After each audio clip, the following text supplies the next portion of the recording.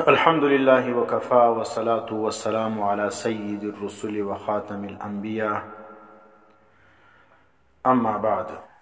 نن زموږ د درس موضوع چې کوم دغه فرقه بریلویه ده. عام طور دې ته بریلویان هم ویل کیږي او دې فرقې ته رضاخانیان هم ویل کیږي او دې ته شین لنګوټیان هم ویل کیږي یا شین توتیان هم ویل کیږي. د دې فرقې پس منظر څه ولو، دا فرقه څه ټیم جوړه سوله او د دې مقاصد څه ولو، د چا خلاف دا جوړه سوله، کومې کارنامې کړې فرقې د 19وی صدۍ تر آخره پورې په بر صغیر کې چې څومره قدر مسلمانان اوسېدل، دې ټولو ځان ته اهل سنت والجماعت ویل او دا ټول مسلمانان دا په څلورو سلسلو کې به بیعت کوي، لکه قادریه، چشتیه، نقشبندیه، سهروردیه. دا څلور طریقې د اهل سنت والجماعت د تصوف ولې او دا شی نه دا دیوبندي دي، دا بریلوي دي، دا اهل حدیث دي، دا فلانی دي، دا شی نه نو دا شان چې کوم دي دا وروسته بیا د 1857 بعد چې کوم دي هغه دغه بریلویان وو او د اهل حدیثو، د نیچریانو، د دغه چې کوم دي مودودیان، دا ګرد وروسته راغلي ده. نو ټول چې کوم دي هغه چې شو اهل سنت والجماعت ولو، د تصوف څلور سلسلو کې به بیعت کوي او ټول مسلمانان چې کوم بر صغیر کې اوسېدل دا د امام ابو حنیفه رحمت الله علیه چې شو مقلدین ولو او په عقایدو کې دا ټول مسلمانان د بر صغیر دا د امام ابو الحسن اشعری رحمت الله علیه او د امام ابو منصور ماتوریدی رحمت الله پیروکاران ولو. اختلاف څنګه پیر سلو، دا دیوبند و بریل اختلاف مارتوله تر 19وی صدۍ تر اختتام پورې دا شی نه موجوده، دا دیوبند دی، دا بریل دی. دا وروسته چې کوم دی څه وخت چې مسلمانانو مارتول د جهاد سلسله چې کوم ده دا د شاه ولی الله صاحب د خاندان سره شروع وله. شاه عبدالعزیز صاحب رحمت الله علیه د انګریز خلاف او دا رقم سید احمد شهید رحمت الله علیه موږ ذکر کړي ورو او دا رقم شاه اسماعیل شهید رحمت الله علیه، دا رقم د هغو چې کوم شاګردان ول علمای دیوبند دا د خپل استادانو پر نقش قدم باندې روانو د انګریز خلاف چې کوم دی هغه تحریک چلوي. بیا دا غټ داستان دی، تحریک ریشمي رومال سوی دی، پلانې سوی تحریک ترک موالات سوی دی. نو دغه جهاد سلسله چې کوم ده دا چې د شاه ولی الله صاحب د خاندان څخه دا را روانه وله، علمای دیوبند د هغه شاګردان ولو، نو دا ټول اهل سنت بلل کېدل او دا ټول مسلمانان چې کوم دی هغه چې شو په دا څلورو سلسلو کې دغه کېدل او دغه چې کوم دی ټول د امام ابو حنیفه صاحب رحمت الله علیه مقلدین ولو. څه وخت چې بیا د هندوستان مسلمانانو د خلافت عثمانیه ساعت ورکوي د انګریز خلاف او د هغو سې دا تمه درلودله چې د هندوستان څخه د انګریز په وتلو کې یا په ایستلو کې زموږ مدد وکړي، نو دغه د خلافت عثماني سره د هندوستان د مسلمانانو د اتحاد د تور دپاره انګریز چې کوم دی هغه احمد رضا خان د هغه رضاخانیت آبیاري وکړه او هغه چې کوم دی هغه پذیرایي وکړه او د تحریک چې کوم دی هغه مخ ته بوتي او مسلمانانو چې کوم اتحاد ولو، چې کوم جهادي تحریک ولو، هغه ته ډېر نقصان ورسوي. په دا وخت کې احمد رضا خان تر ګردو غټ خدمت د انګریز دپاره څه کړی دي چې مارتوله ګوره شاه ولی الله صاحب خاندان او علمای دیوبند چې د هغه شاګردان ولو د انګریز خلاف چې کوم دی هغه د جهاد په میدان کې برسر پیکار ولو. یو وار خو اهل بدعتو دا که شاه اسماعیل شهید رحمت الله علیه او سید احمد شهید رحمت الله علیه دا د وهابیت په جرم باندې څه وکړل، شهیدان کړل. بیا راولاړ شولو د علمای دیوبند خلاف چې علمای دیوبند د انګریز خلاف په میدان جهاد کې برسر پیکار ولو، نو د هغه خلاف احمد رضا خان سازش څه وکړي چې د علمای دیوبند کتابونه مطالعه کړل، په هغه کې عبارتونه یو د یو ځای سره اخیستي، بل د بل ځای راخیستي، صغرا او کبرا یې سره ملاو کړي او بیا چې کوم دی هغه عبارتونه چې کوم دی هغه کفریه جوړ کړو او بیا په هغه باندې فتوا د کفر ولګوله او بیا دا واستول عربو لره. د عربو علماو چې هغه عبارتونه وکتل نو هغه یقیني چې هغه د کوم صغرا او کبرا سره یو ځای کړي وه، سم عبارتونه نه ولو، نو هغه چې کوم دی هغه هم د عبارتو چې وکتل هغه هم د کفر فتوا صادره کړه. نو دلته چې کوم دی هغه دغه شی چې راورسېدی هندوستان لره، نو دلته علماء دیوبند ته ډېر نقصان ورسېدی، ځکه دې علماو چې کوم دی هغه د جهاد جنډۍ پورته کړې وه او دغه خلاف چې کوم دی د انګریز خلاف چې کوم دی هغه په میدان کې ولاړ ولو. دلته چې دغه فتنه راپورته سوله او دا فتوا یې راوړله، په دا فتوا کې چې کوم دی هغه یې څه چم وکړي، د هندوستان د بر صغیر مسلمانان چې کوم دی هغه یې څه په وکړل، هغه د علماء دیوبند څخه بدظنه کړل. د خلکو په ذهنو کې د مجاهدینو تصور چې جوړ کړي چې تاسو دې ته مجاهدین وایست. دا قاسم نانوتوي رحمت الله علیه او دا کوم رشید احمد گنگویی صاحب او دا نور اکابر د علماء دیوبند چې کوم دي تاسو دې ته مجاهدین وایست، دا خپل کفار دي نعوذ بالله. دا رضا خانیانو دا خدمت وکړي، احمد رضا خان او دغه اولاد چې کوم دي هغه د علماء دیوبند باندې د کفر فتوا په وخت د عین جهاد کې لګولې ده. نو دا چې په وخت د عین جهاد کې یو سړی د انګریز سره برسره فکار وي او ته فتوا ور باندې لګوې، نو دا خدمت د چا کوي؟ ته د اسلام خدمت کوي که د انګریز خدمت کوي؟ نو دغه چې کوم دی په دا وخت کې دغه فتنه چې ده راپورته کړله، نو هم ډېر ساده خلک چې کوم دي هغه د دې متبعین سلو او بیا چې کوم دي هغه پر علماء دیوبند باندې د وهابیانو فتوا ولګوله.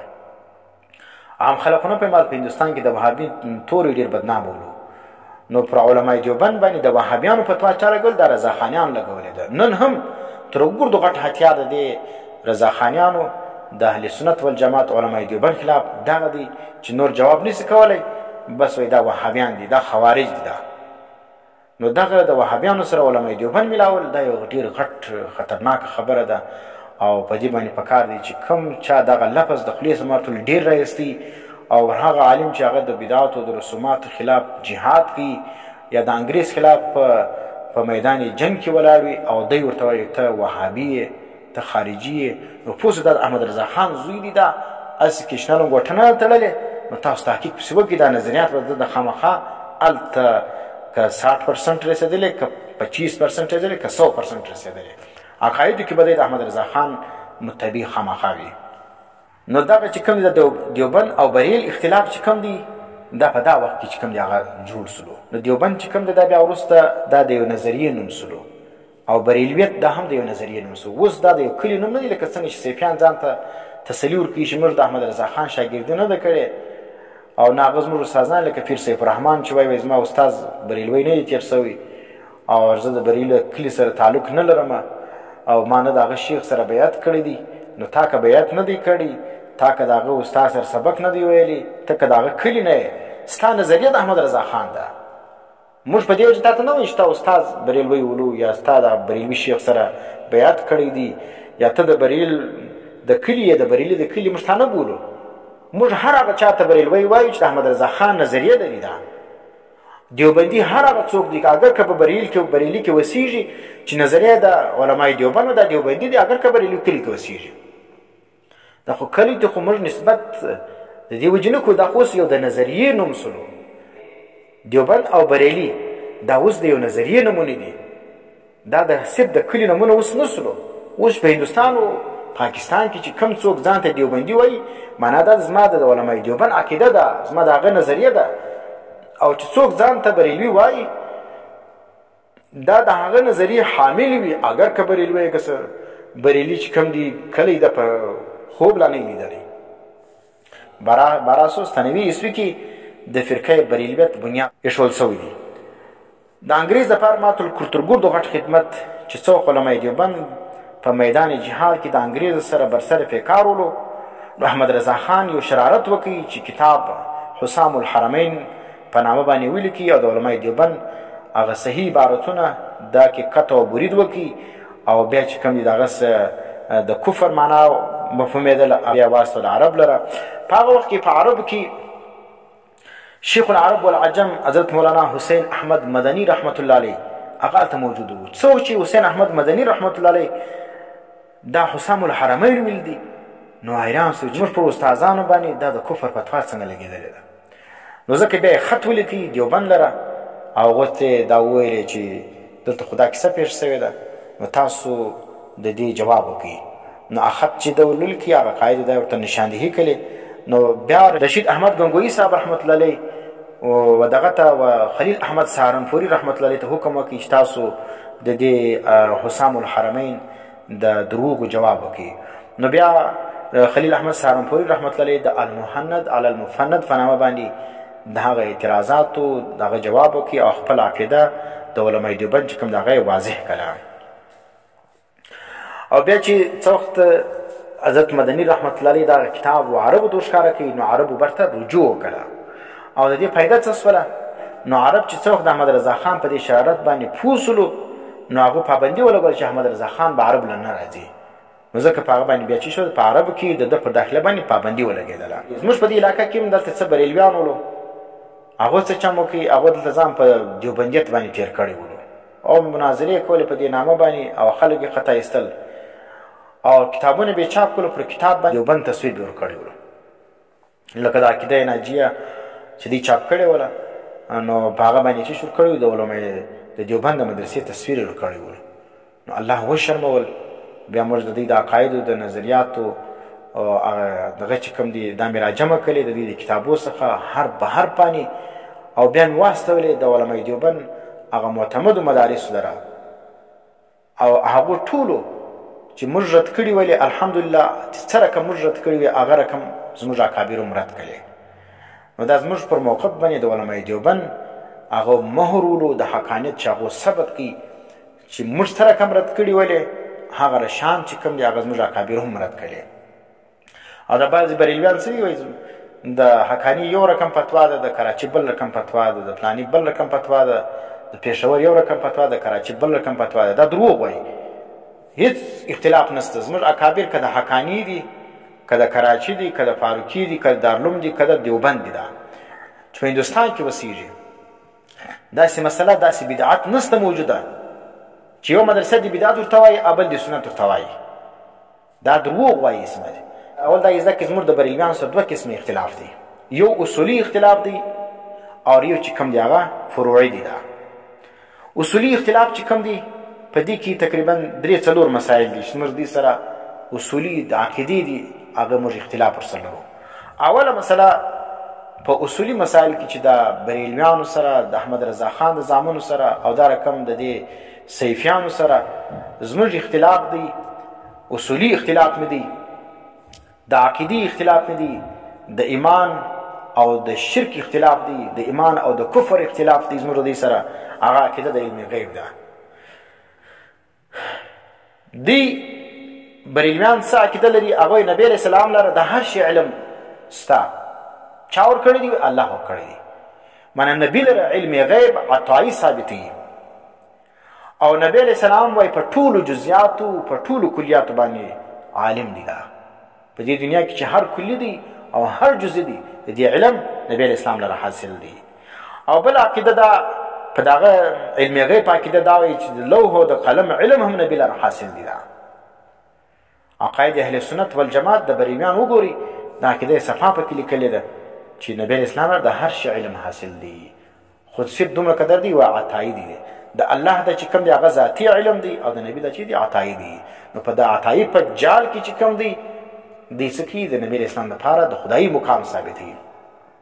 نو چې د خدای رقم صفت ثابتول غیر الله لره نو که دا شرک نه وي نو بیا به چی شوي دا. نو ځکه څوک چې دا عقیده ساتي چې نبي لره د هر شي علم سته او نبي په هر کلي و جزوي باندې خبر دی او د لوح او د قلم علم هم ورته سته دا رقم سړی به څنګه مسلمان وي. دا چې دا نسي مشرک نو مشرکین مکه خو دا رقم شرک نه کوي او خو دا ویلې لا شریک لک لبیک الا شریکا تملکه وما ملک. یا الله ته شریک نه لري مګر هغه شریک چې تا اختیار ورکړی دی او دوی خپل اختیار نه لري. ګوره مشرکین خو د عطایي شرک کوي دا او خو ذاتي شرک نه کوي. د الله سره ذاتي شرک عقیده ډېره کمه خلک لري. نو دا چې کوم دا شرک فی ذات باندې مشرکان د شرک فی ذات د بیخي کم دي. دا شرک فی صفات والا یا د عطایي شرک مشرکان دا بیخي ډېر دي. دا چې وایي خدای ورکړي دي د اختیارات دا ولی ته د اختیار خدای ورکړي دي نبي ته د اختیار خدای ورکړي دي نو په دا اړ کې چې کوم دي دا رقم مشرکان چې کوم دا بیخي ډېر دي. دا نو د دې بریلویانو شرک چې کوم دی هغه چې دی دا دغه قبیله څه دی دا عطایي مشرکان دي. دا چې دا عطایي توري وایي او دلته شرک چې کوم دی هغه د شرک غوټه پکې تېروي. دویم عقیده د نور ده. وای نبی علیہ السلام چې شو دا نور ولو. हदायत बख्शिश د دې کتاب پای کې لیکي وای نبی خدا के नूर का टुकड़ा थे. वही नबी इस्लाम द खुदाई द नूर टुकड़ा वाला था जो बशरियत के पर्दे में ज़मीन पर उतरे थे. वही द बशरियत पर पर्दे की द बशरियत چې कम जिस्म दी आम इंसानانو कम जिस्म دی دا په اصل کې دا نور ولو. د زموږ د پښین بریلیان هم دا عقیده لري او بقاعده لیکلي دي چې دا سایه نه درلودله او دا بقاعده رڼا یې کوله او تر لمر چې کم دی هغه زیات رڼا یې درلودله. نو که دا بریلیت نه نو بریلیت خو بل څه نه دی بیا. د احمد رضا خان هم دغه عقیده ده، ستام دغه عقیده ده. دویم عقیده اصولي اختلاف چې زموږ د بریلیانو سره دی عقیده د حاضر او د ناظر ده. د دې لفظ معنا د حاضر څه معنا موجود، ناظر څه معنا لیدونکی دیکھنے والا. نو معنا دا د نبی حاضر هم دی دلته او نبی چې کوم دی هغه موږ ویني هم. او دا عقیده د الله ما سره د بل چا په باره کې ساتل دا اوس اسلام دی. دا الله هر ځای حاضر هم دی، هر ځای موجود هم دی. دا الله چې کوم دی هغه هر ځای حاضر هم دی په اعتبار د علم باندې، او الله چې کوم دی د هر ځای څخه لیدونکی هم دی، هر څوک ویني. الله حاضر او ناظر دی. دا نو دی وای نبی اسلام چې کوم دی هر ځای موجود هم دی او هر ځای چې کوم دی هغه هر څه ویني هم. और बैल की वही कोई भी मुकाम और वक्त हुजूर सल्लल्लाहु अलैहि वसल्लम से खाली नहीं है. वह यो जई हम और दा चिकम दा नबी इस्लाम द हुजूर सखा खाली ना दीदा. बल जई लिखी वही नबी सल्लल्लाहु अलैहि वसल्लम की रूह तमाम जहानों में हर मुसलमान के घर तशरीफ लाते हैं. बरेलिया दा नजरिया दा वह नबी इस्लाम रूह चिकम दी दा पर ठोल दुनिया की द हर मुसलमान को लड़ तशरीफ रावड़ी. نو دا چې کوم د په حدیث کې دا نظریه موږ نه لیدلې، نو قرآن کې څه نظم فقهاو لیکلی ده، نو هسې دا دروغ دی وایي. دا څلورم اختلاف اصولي د بریلیانو سره زموږ دا دی چې دې عقیده د مختار کل ساتي. وایي نبي چې کوم دی دا په هر حاجت کې چې کوم دی هغه ستا حاجت ته پوره کوي. چې انسان هر رقم حاجت وي، هر قسم حاجت روایي څه ده دا نبي کوي سي. دا او د دنیا او د آخرت چې څه مراد وي دا نبی اسلام ستاسو در پر کوي سي.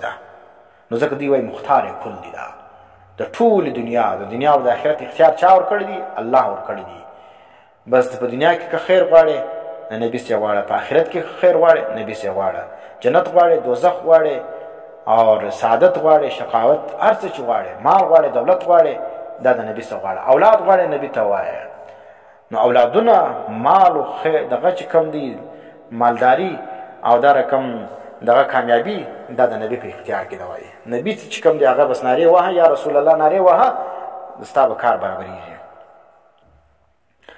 دا څلور عقاید چې کوم دی زموږ د بریلیانو سره دا اصولي اختلاف دی. دا یوه مسله چې شته عقیده د علم غیب سوله، دویم عقیده د نورانیت د انبیاو ده، دریم عقیده د حاضر او د ناظر د انبیاو ده، او څلورم عقیده د نبی علیه السلام د مختار کل ده. نو دا ټول عقاید چې کوم دي دا د اسلام او د قرآن و سنت سره هټ کرده عقاید دا بریلیان ساتي. څوک چې دا عقیده ساتي دا بالکل د قرآن د آیتو خلاف ده او دا صحیح عقیده نه ده. او دویم دا دی چې کوم سړی دا عقیده عقاید ساتي دا موږ چې مخته وویلې، نو دا سړی چې کوم دی هغه مشرک دی او د ادارې اسلام څخه خارج دی. دا رقم سړی د مسلمان نه وایي چې د نبي دپاره علم غیب عقیده ساتي او نبی چې کوم دی هغه حاضر و ناظر بولي، او دا رقم دغه چې کوم دی هغه مختار کل بولي، او انبیا چې کوم دی هغه نور بولي بشر نه بولي. دا رقم کسان دا د اسلام څخه خارج دي، دا مشرکان دي. دا بعض بیا دا رقم بریلیان دي چې هغه خو دغه لوړ عقیدو عقاید نه لري، فروعي اختلافات موږ سره شنه لنګوټی تړلي دي، هغه عقاید نه لري. یا دا رقم لکه زموږ د علاقې ده چې هغه دا رقم عقاید وایي موږ نه لرو دوی وایي. نو چې نه لري نو دا کارونه که بیا په چا کې موجود ولو دا نشانۍ او دا اعمال هم د بریلیانو دي. نو دې شان سبب باید په کار دي. دا دویم قسم فروعي اختلاف دي چې په دې باندې خو سړی څه به کېږي، کافر کېږي او مشرک کېږي خو نه، خو لیکن دا کارونه چې دا ګډ بدعات دي او ګمراهي ده. په دې باندې دا رقم کسان چې بولي دا ګمراهان لري. اول علامه دا د بریلیانو چې زموږ دې سره اختلاف دي. بریلیان څه کوي؟ قبرو ته سجدې کوي، قبرونه مچوي. چې چا قبر مچوي او قبر ته سجده لګوله نو دا د اهل سنت سره چې کوم دی هغه د علماء دیوبند سره تعلق نه لري. دا که لري هم نو ناخبره دی. نو که ناخبري پوهېږي که د پوه کېدو باوجود دا ویل چې قبر مچول دا زموږ د اهل سنتو شعار دی او دا زموږ د پلارو د نیکه طریقه ده او دا نوی دین ته راوړی دي، نو پوه سو چې دا غیر رسمي بریلوی علم ګوټه زرغونه نه ده تړلې. دا چې کوم دی دا د احمد رضا خان هغه روحاني زوی دی. دا نو قبرونه مچول او قبرو ته سجدې کول دا ګناه ده، دا حرام کار دی. ټول علماء دیوبند لیکلي چې قبرونه مچول، قبرو ته سجدې کول دا چې دی دا حرام کار دی. دویم علامه د بریلوي هغه دا ده چې څوک د نبی اسلام نوم واوري نو دوی دغه ګوتې مچوي. دا بټه ګوته کې مچوله د نبی اسلام د نامه په اورېدو باندې نو پوه سئ دا بریلوی دی. دا او زموږ په نیز باندې دا کار کول دا بدعت دی. دا دریم نشانی د بریلویانو دا ده چې الصلاة والسلام علیک یا رسول الله. دغه درود که چا وایي په دا الفاظ باندې په صيغه د خطاب باندې وایي یا په پیشنمی کې درود صلاتونه ویل په دغه صيغه باندې ویل په صيغه د خطاب باندې الصلاة والسلام علیک یا رسول الله وایي، نو دا بریلویانو خو د پنجاب او د سند خو په دا کې دا وایي چې نبی اسلام زموږ د आवाज اوري. نو کې په دا کې دا وایي نو دا خو بیا غوډي ولاړی دي. وینه حاضر د ناظر کې دا ورسره موجوده ده، نو دا خو بیا مسلمان نه دی، دا مشرک دی. دا خو په شرک باندې ملګری دی. او که چیر په دا کتاب نه ویل نو دا الفاظ ویل د دې ځای څخه جایز نه دي. دا موږ کابیرو ټول دا ویل چې نبی اسلام د قبر څخه اخواته د لیرې ځای څخه الصلاة والسلام علیک یا رسول الله په صيغه د خطاب باندې په نبی باندې درود ویل دا جایز نه دی، نو دا بدعت دی. او بل دا څلورم نشانی د بریلویانو دا ده چې دوی اولیاء کرام بزرگان دا حاجت روا بولی، مشکل کشای بولی. چې څو وخت یو مشکل ور باندې راسي نو قبر لره منډوي، اولاد یې نسته قبر لره منډوي، پر غاښه درسو قبر لره منډوي، هلته میخونه پکې ټکوي، او دا رقم مال نسته پر قبر باندې پوښ اچي، او دا رقم چې څوک بیا یو مرتبه ور ملاو سي بیا ځي د قبر د شکرانې دپاره هلته پوښ باندې اچي. نو دا رقم اولیاء یا بزرگان یا انبیا دا حاجت روا او مشکل کشا بلل، او د هغو قبرونه چې کوم دي دا د خپل د ذریاتو د پوره کولو دغه بلل، هغه ځای بلل، دا هم چې دا جایز نه دي. دا هم د بریلویانو نښانې ده. څوک چې په وخت د مشکلاتو کې قبرونه منډوي یا اولیاو ته نارې وي یا پیر پیر را مدد سه یا شیخ عبدالقادر جیلاني را مدد سه یا رسول الله را مدد سه یا خواجه معین الدین چشتي را مدد سه. وینې نو که دا نارې ویلې دا هم چې دا بریلویان دي.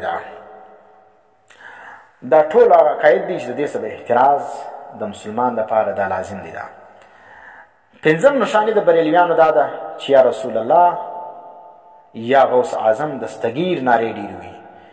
که د یا رسول الله نارې وهلې یا غوث اعظم دستگیر نارې وهلې او دا رقم پر اشتهاراتو باندې یا رسول الله یا نبی الله نارې وهلې، نو که ټوله لنګوټه تړلي، که شنه تړلي، که زرغونه تړلي، که پیازي تړلي، که پلت سري، که سرتور سر وي، دا ټول بریلویان دي.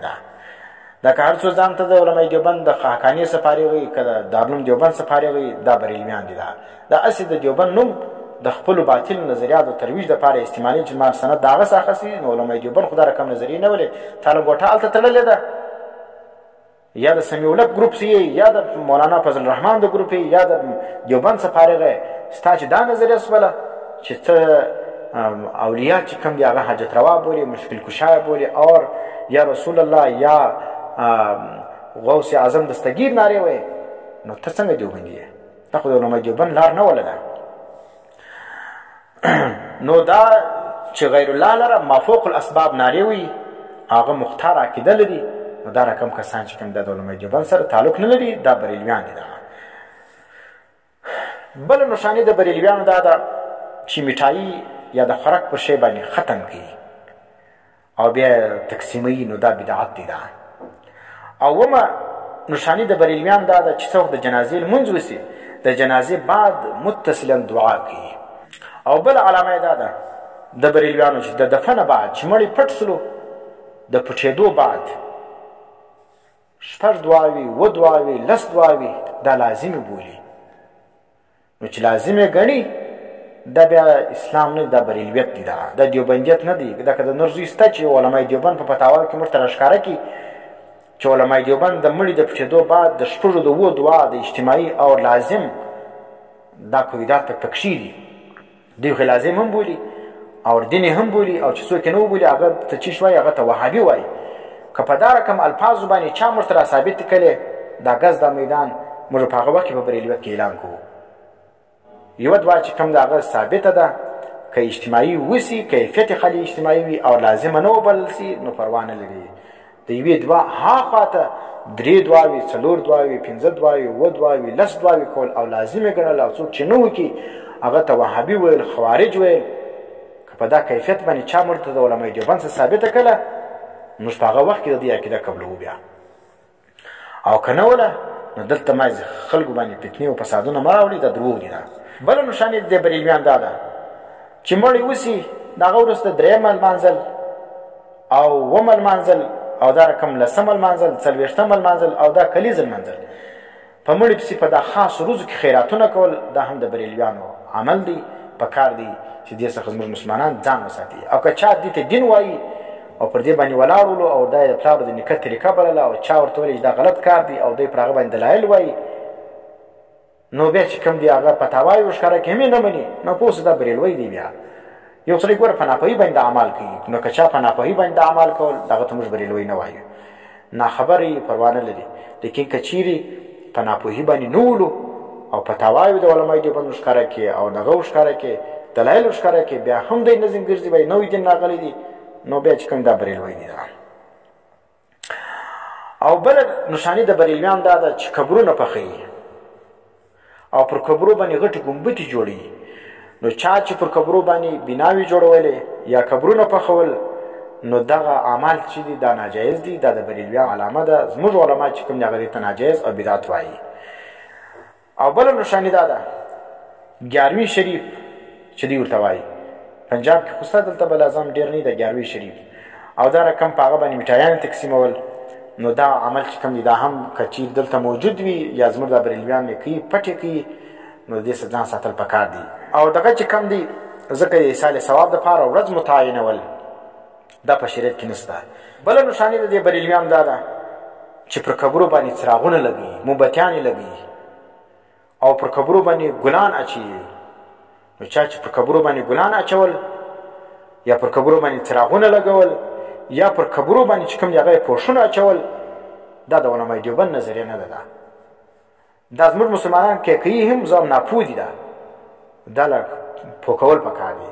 او که چیرې یو ځان ته دیوبندي وایي او دغه چې کوم دی هغه صحیح مسلمان ځان ته وایي او دا فتاوا یې ورښکاره کړي بیا هم دی دا فتاوا یې نه مني وایي زموږ د پلار د نیکه طریقه دا وله نو د پلار د نیکه طریقه چې دی په فتوا باندې نه پرېږدي نو پوه چې کوم دی هغه پلار نیکه یې څوک تېر شوي د احمد رضا خان دی.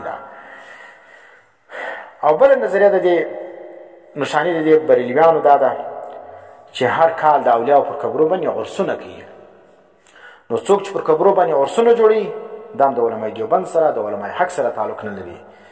علمای دیوبند نه د قاسم نانوتوي رحمت الله پر قبر موږ عرس لیدلی دي، نه مې د رشید احمد ګنگوهي صاحب رحمت الله پر قبر لیدلی دي او نه مې د اشرف علي تانوي صاحب رحمت الله پر قبر باندې د عرسونه لیدلي دي او نه د مفتي شفیع صاحب رحمت الله پر قبر باندې د عرس ته. نو که دا عرس ښه کار وایي دا دین وایي نو زموږ اکابر ولې پرېښوي؟ نو هر عالم به د بل عالم پر قبر باندې دا عرسونه کولی. نو عرسونه چې کوم دي دا د بریلویانو نښاني ده. که چا پر دې باندې دلایل ویلي یو خو ګوره مال د ناپوهي پر بنیاد باندې څوک وي ناخبره وي نو هغه ته خو موږ نه وایو بریلویان. او چې فتوا هم ښکاره کړي د علمای دیوبند عمل هم ښکاره کړي بیا هم دی کوي نو دا سړی چې کوم دی د بریلویت کې موږ شک نه وینو. او بله نښاني د دې بریلویان دا د قوالیانې وایي. قوالی هغه دی چې اشعار وي د دې په نیز باندې اسلامي اشعار دی ورته وایي. په هغې کې د یو پیر صاحب یا د دغه چې کوم دی هغه صفت موجود وي خو لیکن د هغه سره سروز موجود وي، دریا موجود وي، ډول موجود وي. نو د تبلس ولا یا سارنګیس ولا یا باجس ولا دا کور سره کېدل دا بریلویان دې ته جایز وایي. زموږ په نیز باندې دا رقم قوالیانې وایي دا جایز نه دي، دا حرام دي. او بل دا دی د بریلوي نښاني دا ده چې د مړي سړی چې مړ سي د مړي د وفاته بعد 40 ورځې پورې ډوډۍ خیراتي. د 40 ورځې پرله پسې خیرات کول او بیا پرېښول. نه موږ د خیرات مخالف نه یو، خیرات انسان بوکي په مړي پسې هر وخت یې کوي. خدای دې چې ګډ عمر خیرات هر ورځ خیرات پسې کوي. وینې چې څومره که د ژوند لري د کال 380 یا 65 ورځې چې د وسې ودې کې خیرات. موږ د خیرات څه نه منع کوو، لیکن دا چې خالي 40 ورځې کول او یا دا ومه کول یا درېیمه لمانځل په دې دپاره چې بس خلک راته وایي مړی وسلو او شی نه پسې وکړي، دا پیغور سره د بچاو دپاره دا خیراتونه کول دا جایز نه دي. دا ثواب نه لري، هېڅ دغه نه ورسېږي. او دغه 14مه نښانې د بریلویانو دا ده چې دوی مجلس د میلاد کوي، معنی خاص په 12 ربیع الاول باندې د میلاد ورځ لمانځل. او نور په ګر کال کې چې کوم دی هغه د نبي د سیرت څخه ناخبره وي، لیکن په دا ورځ باندې میلاد جوړوي او دا ته مستحب ویل. نو دغه میلاد مجلس خاص په 12 ربیع الاول باندې جوړول دا نه د صحابو ثابت دي، نه د تابعینو ثابت دي او نه دا دین دي. دا 600 کاله بعد د نبی علیه السلام دا یو فاسق او فاجر بادشاه دا ایجاد کړی ولو. او دغه شی چې کوم دی دا اوس دا بدعت چې کوم دی باندې خلک چشکی سرونه ماتي او په دې باندې کوم دی هغه علماء حق شي دا کوي. نو دا چې د مجلس میلاد دا لازم شي نه دی. دا مروجه میلاد چې کوم دی د بریلویانو دا چې د بدعت دی. دا موږ چې کوم دی هغه ټول کال د میلاد مجلس جوړو، د دین دعوت د نبی اسلام د ولادت تذکره کول چې هر وخت کې د مجلس میلاد دی. او بل نشانی چې کوم دی هغه د بریلویانو دا ده چې د رمضان په اخري جمعه باندې دی د قضای عمری په نامه باندې یو لمونځ کوي او دا عقیده یې چې د لمونځ د رمضان په اخري جمعه باندې وکړي، ټول کال چې څومره لمونځونه قضا کړي وي دا هغه ګرده بخښل کېږي. نو دا چې کوم دی دا عمل جایز نه دی. دا قضای عمري په دا طریقه باندې ثابته نه ده چې پوه شو دا لمونځونه په دې باندې ختم سي. د دې لپاره مولانا سرفراز خان صفدر صاحب رحمت الله علیه کتاب لیکلی قضای عمري په نامه باندې تاسو بیا وګورئ. اخر کې موږ راځو، نور هم ډېر اعمال پکې موجود دي، خو د هغه حاتمون د مختصر هغه غټ غټ نښانې ما در وښولې. د دې فرقې حکم له راځو. دا فرقه څه حکم لري؟ نو شیخ الاسلام حضرت مولانا مفتی محمد تقی عثماني صاحب حفظه الله لیکي وایي د عقایدو کې د دې د افراط او د تفرید په وجه باندې په دې کې غلو او تعصب دواړه شته. دا زه نه وایم، شیخ الاسلام وایي نبی کو خدا کا درجه دینا. دا بریلویان نبی لره د خدای درجه ورکوي اور اولیاء کو نبی کا درجه دینا. او د اولیاءو دومره قدر احترام او عزت او عظمت کی چې هغه د نبی د شان سره مناسب وي. د نبی عزت اولیاءو ته ورکوي اور د خدای عزت چا ته ورکوي؟ نبیانو ته ورکوي. اور ان کو مشکل کشا سمجھنا. ګوره شیخ الاسلام په فتاوای عثماني کې لیکي چې دا اولیاءو ته مشکل کشا وایي اور دوی څه د خپلو حاجاتو د پوره کولو تمه لري. نو دې ته څه وایي؟ دا ته غلو وایي. نو دوی د اولیاءو د انبیاءو په محبت کې چشکی او غلو کوي. دا غالیان هم دي اور متعصب خلق هم دي. دا یو حکم سلوچ بریلویان غالیان او متعصبین دي. دا او بریلوی امام پسې المنځ کول دا مکروه تحریمي دی. که چیرې هغه عقاید والا او عقیده د کفر و حتی یا د شرک و حتی رسېدلې والا نبی انبیاء دپاره د علم غیب څخه عقیده ساتله، څو اصولي اختلاف والا داسې بریلوی چې د علم غیب عقیده یې ساتله یا نبی نور بالی یا انبیاء چې کوم دي یا نبی اسلام حاضر و ناظر بلی یا نبی دپاره د مختار کل عقیده یې درلودله، نو په داسې بریلوي پسې لمونځ کول دا قطعا جایز نه دی. ځکه دې عقیده دا د شرک و حتی رسېدلې ده. او که چیرې داسې بریلوی ولو چې دغه عملی بدعات پکې موجود دي، په بدعات باندې ملوث ولو او بیا به ورته ګورئ چې صحیح امام موجود دی که نه دی موجود، دیوبندي او عالم موجود دی که نه دی موجود. که دیوبندي صحیح العقیده امام موجود ولو او بل طرف ته بریلوی او د عملي بریلوی ولو، نو بیا هم په دې پسې لمونځ کول دا مکروه دی. دا لمونځ به نه خرابوي. په بریلویانو پسې اگر که هغه عقیده وایي زما د صحیح ده خالي په دغه عملي بدعاتو باندې اخته وي، وینې، نو په دا بدعاتو که اخته ولو بیا هم په دې پسې لمونځ کول مکروه تحریمي دی. دا او که چیرې ښه امام نو موجوده او د دې بریلوي چې کوم دی هغه عقیده هم دومره خطرناکه نه وله چې هغه حد د کفر او د شرک ته رسېږي، نو بیا چې کوم دی هغه لمونځ پسې کول دا جایز دی. او احسن الفتاوا کې لیکي چې د نن سبا چې کوم اهل بدعت دي د هغو بدعت چې کوم دی دا حد د کفر ته رسېدلی دي. نو په دې وجه باندې په اهل بدعاتو پسې لمونځ کول دا جواز نه لري. نو ځکه موږ د دوی د عقیدې دوی خو اکثره داره لکه شیګان تکیه کوي. دلته د زموږ چې کوم بریلویان دي پښتنو په علاقو کې چې کوم بریلویان د اکثره تکیه کوي عقیده یې د علم غیب لري او دلته تا ته وایي زه سم عقیده والا یم، د علمای دیوبند عقیده مې ده. نو دغه کسان پسې لمونځ کول احتیاط دا دی چې نه پسې وسي. څه کتابونه در ښیم چې تاسو دا مطالعه کوي زموږ د اکابرینو دي نو بیا به د بریلویت د فتنې تاسو خبر سي. یو کتاب چې کوم دی مطالعه بریلویت دا حضرت مولانا خالد محمود رحمت الله علیه لیکلی دی. نو په دې کې د بریلویانو د اوله سنه تر اخره پورې عقاید او نظریات او تاریخ دا کتل کړی دی. اځم کتاب چې کوم دی مذهب بریلویت کا علمی محاسبه ډېر ښه کتاب دی، علامه سید احمد قادری صاحب لیکلی دی. او دریم کتاب چې کوم دی هغه راه سنت د مولانا سرفراز خان صدر رحمت الله علیه چې امام اهل سنت ولو د دیوبندیانو ترجمان ولو هغه لیکلی دی او ډېر کاري ضربونه په دې کتاب کې پر اهل بدعتو لګولې دي. او څلورم کتاب دی چهل مسله 40 مسلې دي، دا پروفیسر رحیم بخش صاحب لیکلی دی. او د امام اهل سنت د بریلویانو خلاف بخي ډېر کتابونه دي. یو چې کوم دی پر عقیده د نور بشر باندې انکوم کی ټنډک، دا کتاب پر عقیده د نور بشر باندې اهم کتاب دی. او بل چې کوم دی د مختار کل پر مسله باندې مولانا سرفراز خان صدر رحمت الله کتاب لیکل دل کا سرور. دل کا سرور څه دی؟ دا پر مسله د مختار کل باندې دی. او پر رد د بدعات باندې دا کوم بدعات مر ذکر کړل پر دې ټول باندې جامع کتاب راه سنت دی، دا مولانا سرفراز خان صدر صاحب. او دا رقم د بریلویانو په تفسیری غلطیان باندې کوم کتاب شیخ سرفراز خان صدر صاحب رحمت الله لیکلی دی تنقید متین بر تفسیر نعیم الدین. دا کتاب چې کوم دی هغه هم د دې د تفسیر چې کوم غلطیان یا قرآن کې کوم غلطیان کړي یا کوم تحریفونه کړي دا د هغو لپاره اهم کتاب دی. دا 10 وشتلو ځکه دا فتنه د بریلویت چې کوم ده دا دلته ډېر موجوده ده. او بریلویت چې کوم مارتل یو رسمي بریلویان دي چې هغه بقاعده په نامه باندې پیژندل کیږي او زنورونه لنګوټه تړي او مسجد یې معلوم دی، مدرسه یې معلومه ده. دا اکثره په سند او په پنجاب کې معلوم دي، شنې لنګوټې تړي او پر مسجد باندې الصلاة والسلام علیک یا رسول الله لیکلي او ځان ته حنفیان اهل سنت وایي.